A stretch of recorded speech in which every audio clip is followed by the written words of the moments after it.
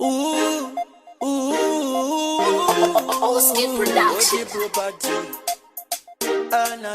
Ndaida kuti ungozadzisa zvawakanga wandisimbisa, zvawasiya wandirwadzisa nenguva yandakatambisa. Mumwe wekutevete setichitambura asi nhasi wandisiya, zvachaironga wakanganwa nekuti zvako zvaita.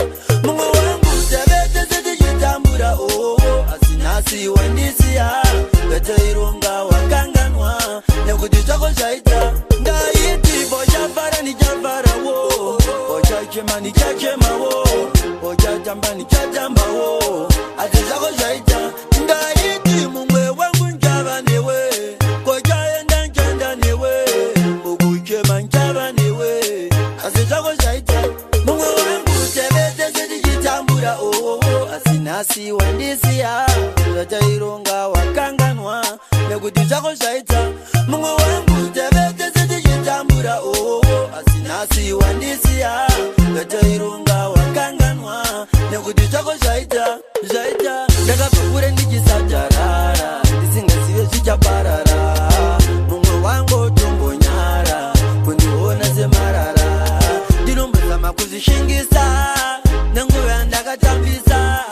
Mumwe wangu warasisa zvawakanga wandisimbisa. Mumwe wangu tevete setichitambura asi nhasi wandisiya, zvachaironga wakanganwa nekuti zvako zvaita.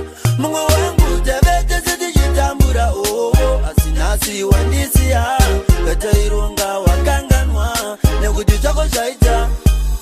Ndaida kuti ungozadzisa zvawakanga wandisimbisa, zvawasiya wandirwadzisa nenguva yandakatambisa. Mumwe wangu tevete setichitambura asi nhasi wandisiya, zvachaironga wakanganwa nekuti zvako zvaita.